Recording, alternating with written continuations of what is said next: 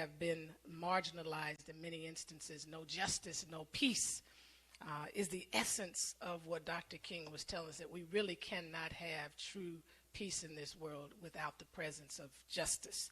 And so we wanted to make sure we highlighted peace with justice.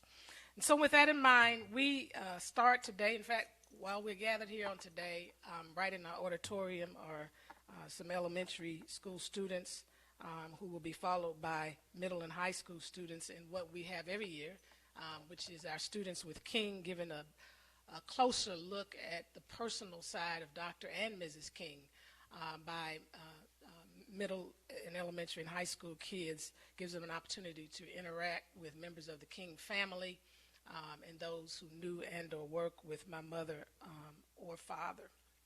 And so that will be taking place today, tomorrow, and Thursday. Tonight we kick off our reception with an inaugural Dream Forward Awards, Community Awards. We are really excited about that. Individuals who we believe are helping to move my father's dream forward in the area of faith. A young minister by the name of Jared Sawyer, international, the Consul General from Italy, social engagement, Mary Frances Bowley from Wellspring Living, and then environmental responsibility, Laura Turner Seidel. And we are real excited about honoring Fox 5 because of their long-standing relationship in airing the commemorative service for the last 40, I think 45 or so, 44? 45, that's what I thought, years. And so we are grateful to what they have done to help us to get Dr. King's legacy and his message out to the world every year. And then on to, let's see, on tomorrow said Students with King. On Friday, Senator Jones will talk about their event, but one of the most heartwarming and special events that we're having this year in honor of our founder, who would have been 90 years old this year, Mrs. Coretta Scott King, my mom, her memoir, My Life, My Love, and My Legacy. We will be having a reception and intimate conversation with me and the writer of that book, Dr. Barbara Reynolds, from 5 until 8 p.m. And we're really excited about this rich memoir that spans her life from birth, not quite death, because you can't write about your death, but it certainly encompasses all of the rich work that she did as the architect of the King legacy. And then our annual Salute to Greatness dinner, gala, which will be held on Saturday night at the Hyatt as usual. We're honored this year to recognize Dr. Joseph Lowery as our individual honoree, and Costco Wholesale Corporation.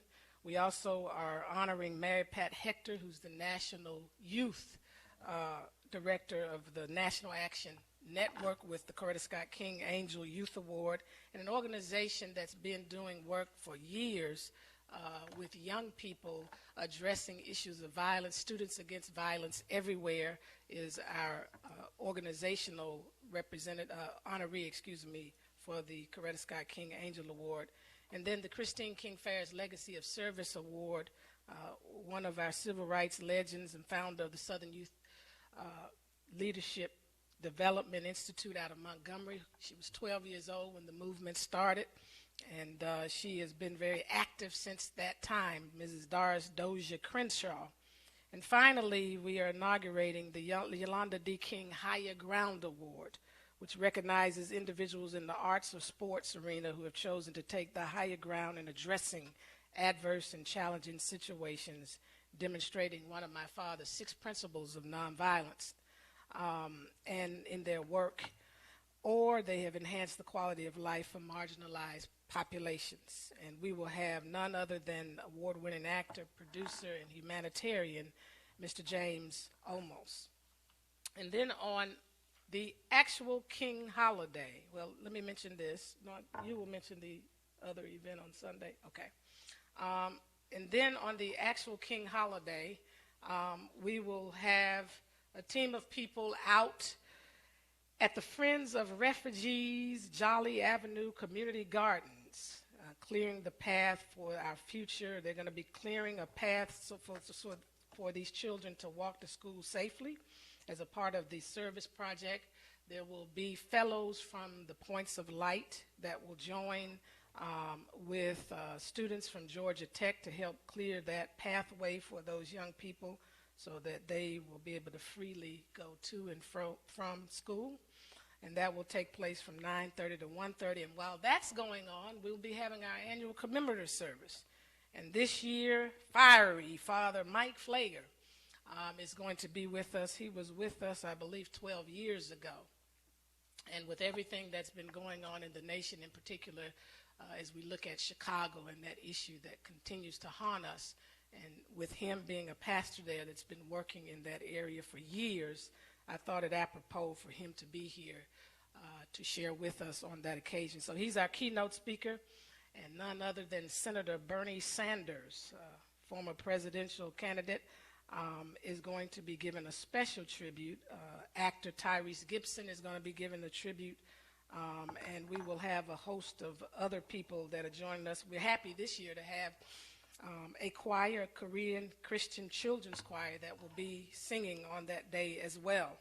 And that will be from 10 until 1 p.m. But the most important and signature event that we're having this year, as we look toward the 50th anniversary, 54, MLK 54, the 50th anniversary of my father's assassination and the founding of the King Center in 2018, is our beloved community talks. Let's bridge the racial divide across urban, suburban, and rural America.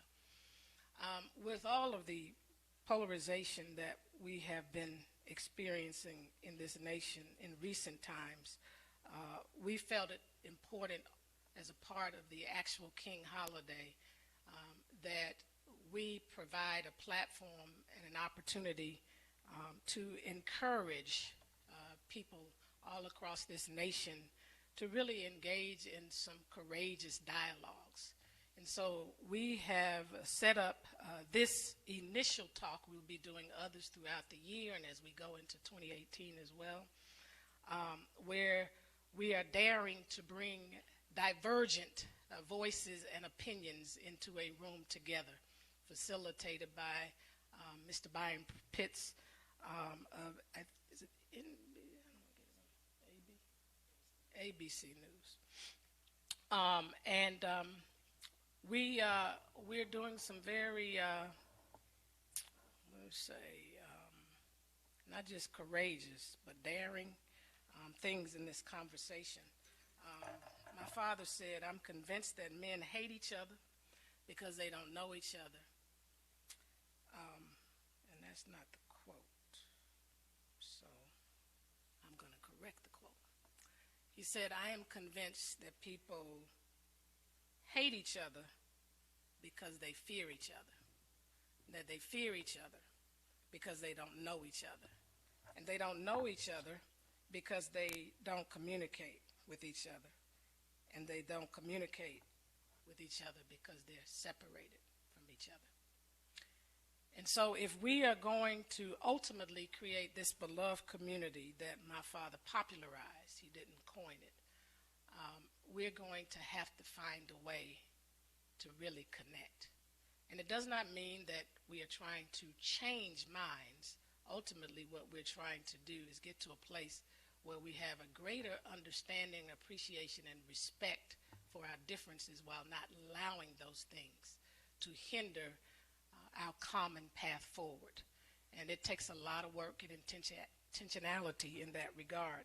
And so we will be joined by Governor John Kasich in this dialogue.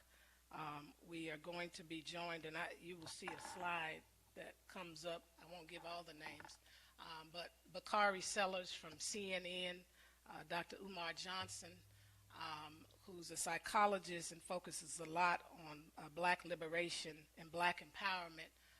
We'll be joined by Chris Crass, a white gentleman who's been talking a lot about white privilege, which I think is so important when we talk about overcoming this one area of the triple evils that my father talked about, being racism.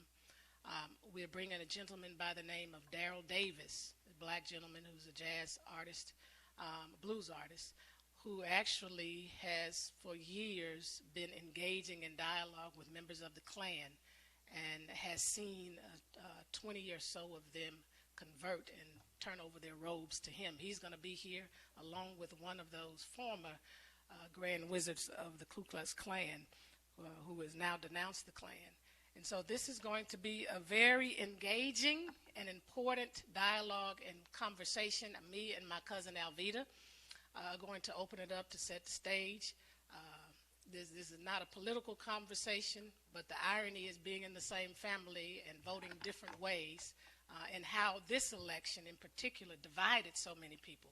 But because, as we go back to that word that we have grown up with in our family, because of the deep love, unconditional love that we have for each other, it has not divided us, and we've found a way to coexist. And so we'll set the stage for all of that.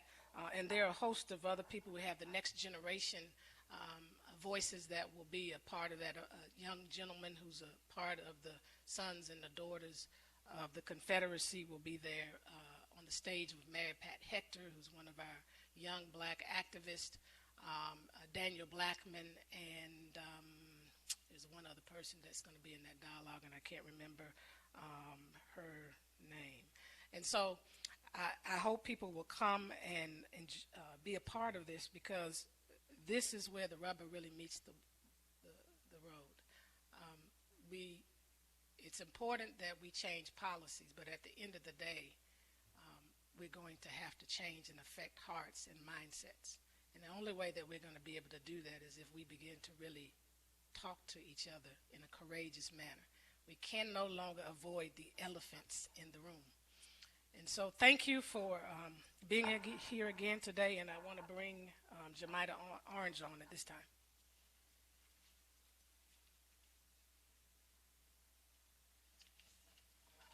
Good morning. Again, I'm Jamida Orange, and I've called myself the Executive Director of the MLK March Committee. And for those of you who don't know, the MLK March Committee is what we refer to as the adult child of this holiday celebration, because we've been doing this since Ms. King started doing the celebration before it became a national holiday. And so we've been doing this whole King Week activities, especially here in Atlanta, for a very long time. And so for this celebration, we have done we've done the main focus is on all of our itinerary and the things that we've done in the past. Of course, our events start on Friday with the annual Human and Labor Rights Prayer Breakfast that morning, and the doors will open at 8:30, and that's at the Hyatt Regency. The keynote speaker for that will be Stephen Applebaum, and I think he is the president of the Right to Work, or the RDSW union, with prayers throughout all denominations for that morning. On Saturday, we have our annual youth conference, which we ask that you pre-register. However, the doors will open at 9:45, and this year, as in years past, the basis for the youth conference is focusing on the 6 principles and how we adopt them in our everyday life. And so this year, the big focus is on human trafficking, because I need my young people to understand how easily they are susceptible to becoming a part of that trade. And then, of course, that's the first half, as well as protesting. Years past and in the past, we've talked about how to protest and effectively protest. So once again, we use those 6 principles on how to protest. That's Saturday. Then on Monday morning, we will have the Rustin Lord Breakfast. The doors for that open at 9:30, and that is held at the Lotta Mix Center.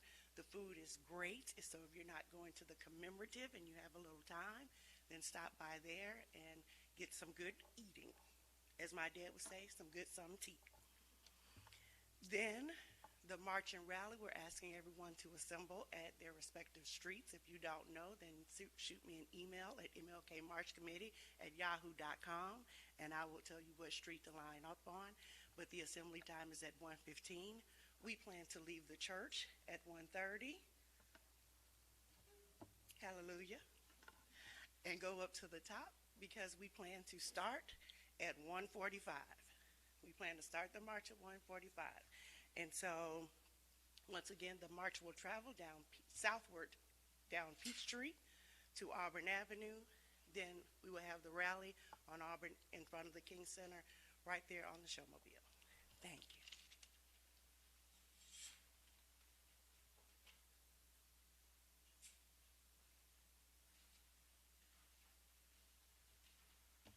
Good morning.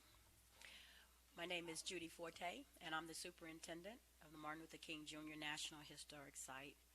And I'm just so pleased that we have another birthday that we're going to be celebrating here on the Historic Site campus in support of the King Center and their efforts to commemorate this holiday. Our efforts, we have several events that starts. Actually, the first one starts Thursday, I believe.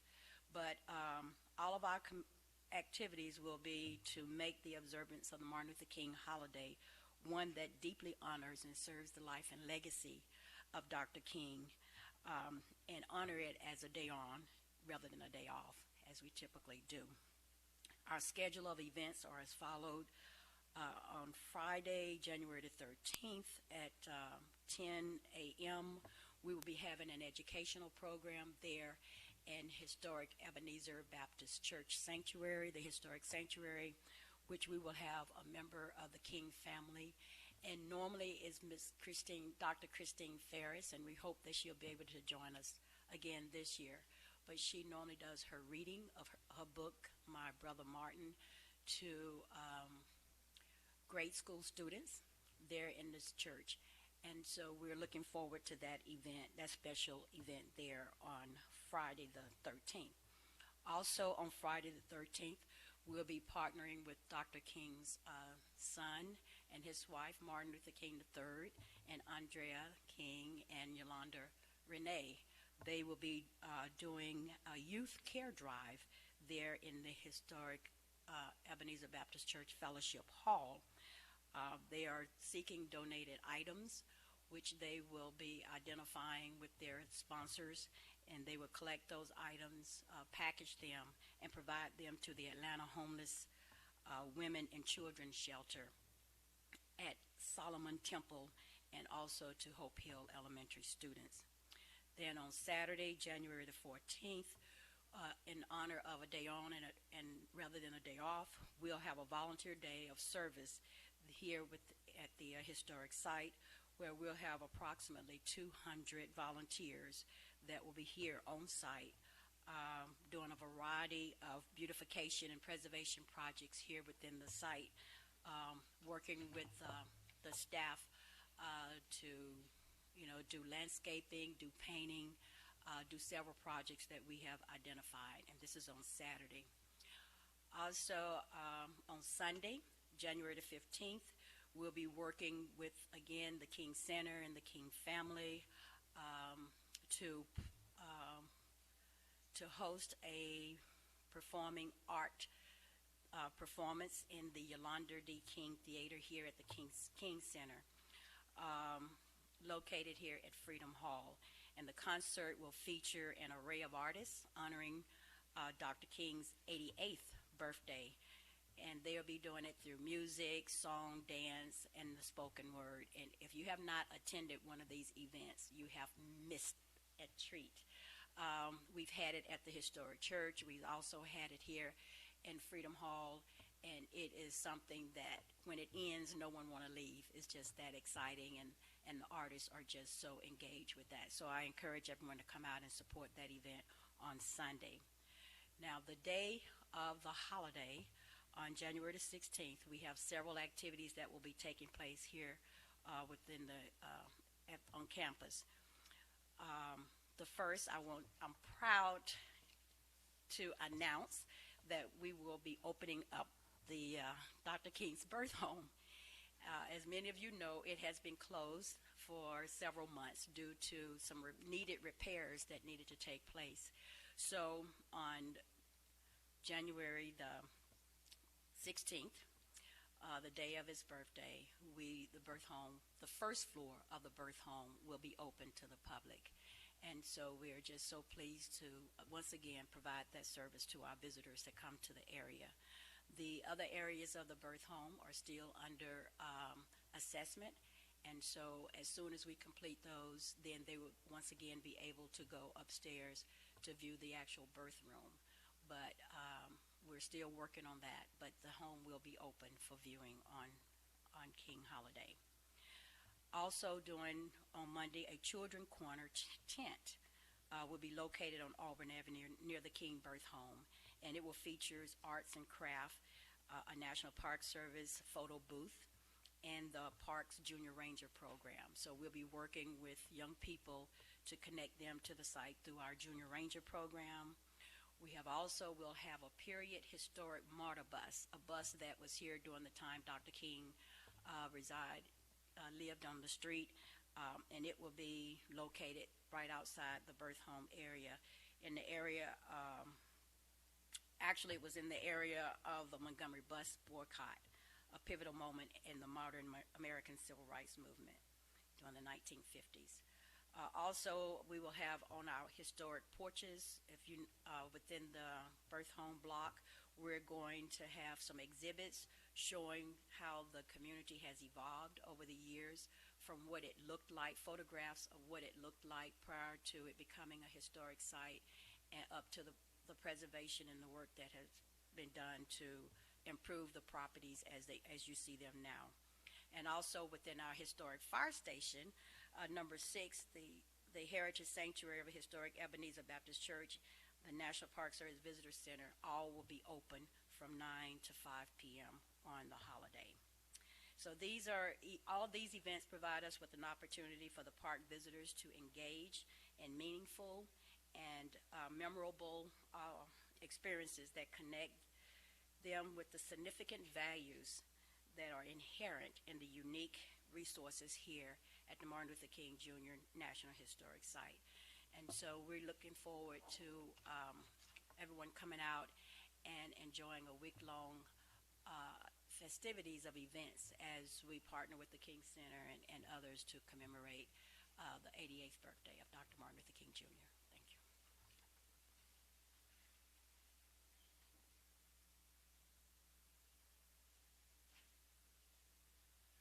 Good morning. I am State Senator Emmanuel Jones, and I'm the chairman of the Emma King Advisory Council that was signed into law by Governor Deal some 5 years ago. Our primary purpose at the Emma King Advisory Council is to host the state celebration on behalf of the birth of Dr. King. This year, this Friday at 11 o'clock a.m., we will again host the celebration for Dr. King at the state capitol. Governor Deal will be present and presenting a resolution, as he does every year, to the King family and to recognize them for their contribution to this great state. In addition to the governor, Ambassador Young, we are delighted that Ambassador Young has decided to be our keynote speaker. And we are also recognizing Dr. Lowery for his years of service as well. So we have an opportunity to bring two titans in the civil rights movement at the state capitol at the same time. It is also my honor to announce that it is our intention at the state level to unveil the statue of Dr. King, I've been told, before we get out of session, which would be by the end of March, the 1st of April. And the council will be responsible for hosting that event at the Capitol as well. So that's something that we're all looking forward to. But let me just add that as chair of the Advisory Council, I couldn't be more proud of the King Center and the work that Elder Bernice King is doing, and for her vision to have the courage to sit down and have a conversation with those who may not always agree with you. This is an event that I am delighted to be just in the room to kind of hear the conversation. And Dr. King, is certainly I hope at the state level that we can take that work that you're doing and find a way to share it with our universities and our classroom across this state. So I am just looking forward to this event as well as all the other events that as part of Dr. King's celebration every single year. I do not want to leave here without introducing my good friend who serves with me in the state senate and who is also the new chairman of the Georgia Legislative Black Caucus. And I've served in the General Assembly for 12 years, and we know whose shoulders we stand on.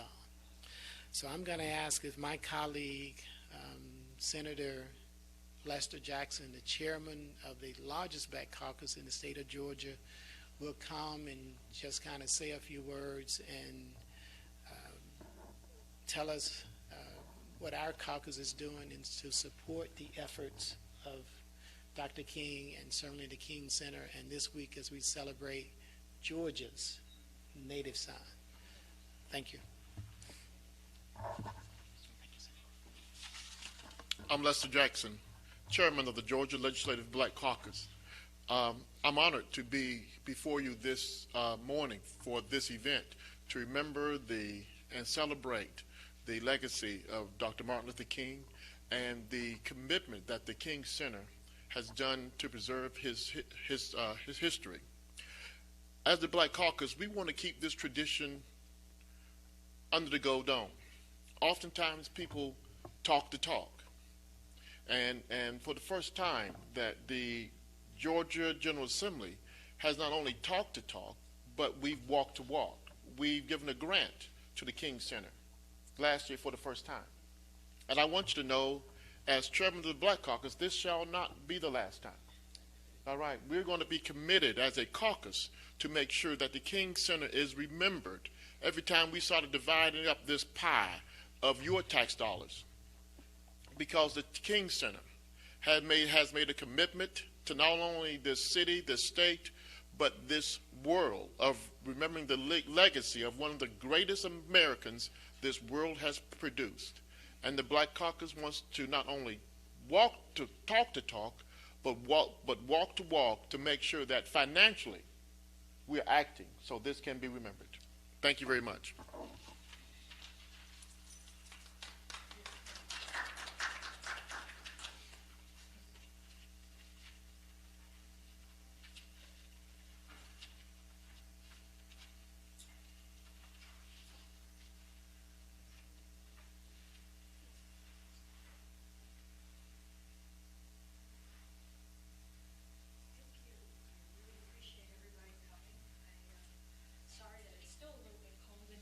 Still a little bit nippy.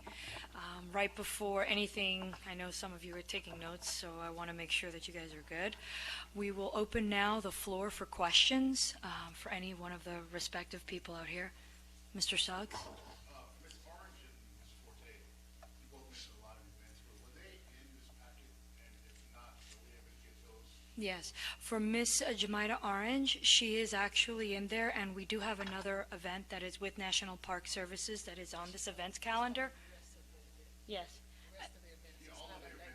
Yes, we have a media kit. That's back there. What about Ms. Orange's events? I don't have it, but you can go to I'll get it to you. Thank you. Yes. Ms. Forte, you said that the first floor will be open. Yes, sir. Is that just for the day, or is that open for the rest of the season? They'll be open for the rest of the season until we open up the other one. We have approximately 700,000 visitors. We've had up to 1 million. So that house has seen a lot of a lot of foot traffic over the years. And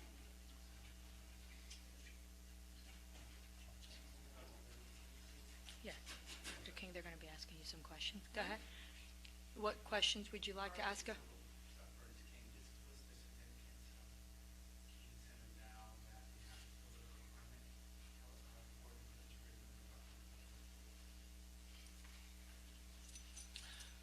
At the beginning, I was saying that I think the person who epitomizes what, when we say this, and not in a facetious way, but what the world needs now is love, not sweet love though, but we need an example of what it really means to love in this world. And Dr. King set that example and gave us a methodology and a philosophy as to how to do that, because we're going to always have our differences.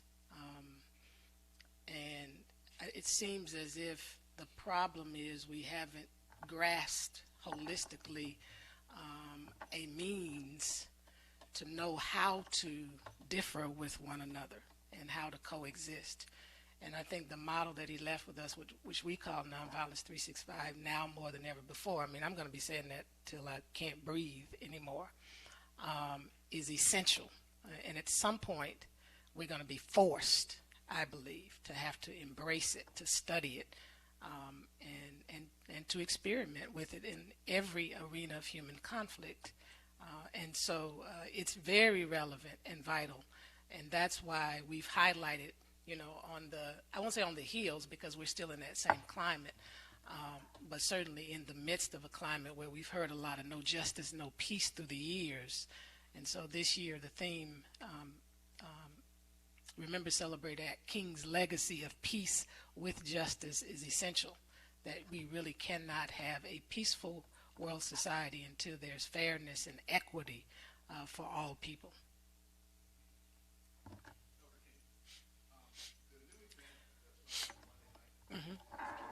It's a very new event.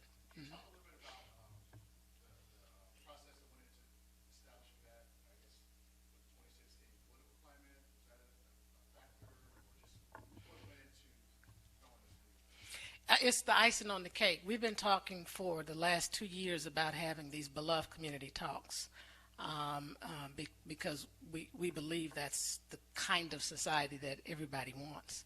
And so with the current political climate, and not just not just this current electoral cycle, but what's been happening over the last 2 to 3 years with the social unrest, the protests, etc., and watching the way in which it looks like our country is going, becoming more polarized, people really drawing a line in the sand, people saying, I'm never going to talk to that person again.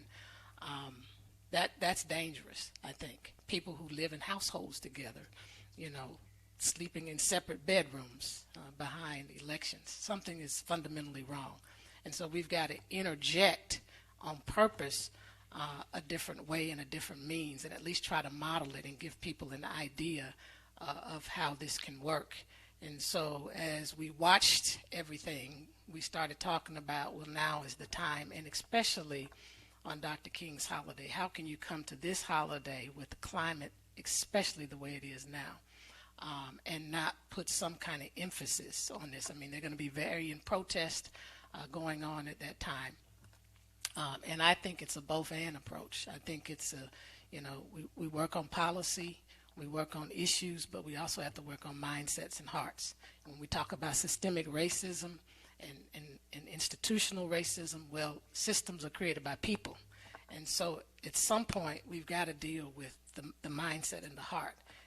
And therefore, we decided, hey, the best way to do it is a different way, which is to really bring people of different ideologies together who would be willing to do that.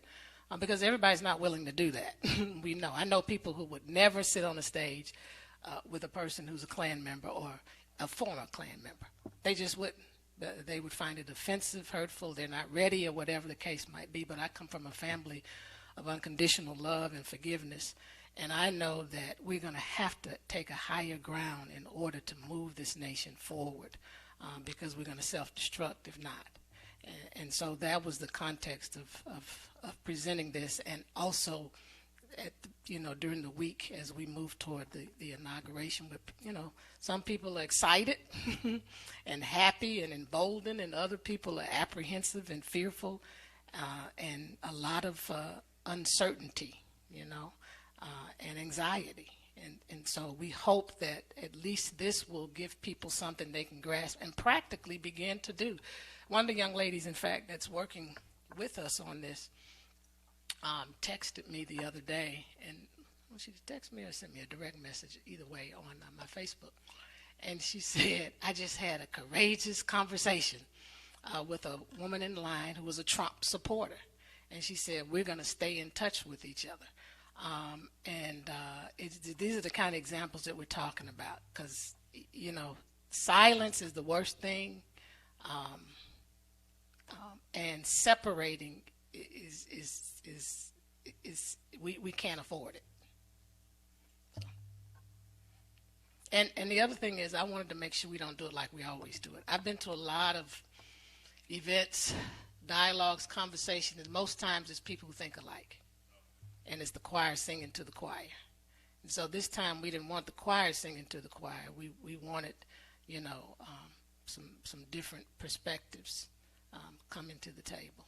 And I think one of the important things that will come out of this is the gentleman that is Daryl Davis that I mentioned, the black gentleman who's an artist, who's been engaging, because he said, how can you hate me? You don't even know me. So he decided to go and connect with some of the members of the Klan, went to some of their rallies. He's coming, and one of the gentlemen who, obviously is now a different man, is going to be here. And I think that's important for people to see and understand how they got there, because that's where we have to get. We're never going to think alike. In fact, I don't even want to live in a world where we all think alike. I think that's dangerous. But we certainly can learn to respect differences and learn how to coexist, and more importantly, focus on our commonality. Dr. King, good morning. This year we have a celebration. This time around, of course, we talked about the political climate. If you're talking to everyday citizens, what would you say to them? Why would they come out and celebrate? Why should they come and attend the activity? What do you say to them? I think Dr. King represents hope, and people need hope now. They need to attach to a symbol who represents hope and who's given us a way to transcend the things that we are experiencing in our culture. And so, that's what I would say to them, because, staying home or disengaging is just not the way. We live in a society of diversity. And as Daddy said, we have to find a way to live together as brothers and sisters. And so part of that finding is taking that necessary step to be engaged and a part of the process. And so I would hope people come to something, because invariably they're going to be, I believe, it's an atmosphere to be inspired in. You're welcome. Anyone else? Any further questions? Well, thank you very much. I really appreciate your time and the generosity of you spreading the word for us. On behalf of the King Center, thank you for helping us carry the dream forward through your audience. Have a phenomenal day, and we look forward to seeing you for the rest of the week.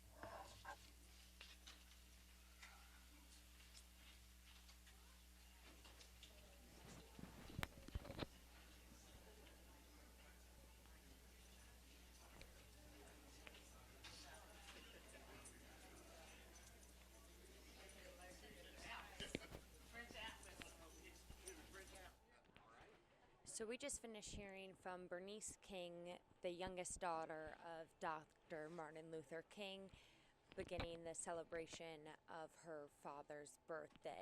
He would be 87 this year on January 16th. She talked about the exciting celebrations upcoming this week at the King Center and the importance at this time of brotherly love, of coming together, of sharing different opinions in your community, even if they're different from your own, and creating a dialogue. around those difference of opinions, especially with the upcoming inauguration of Donald Trump.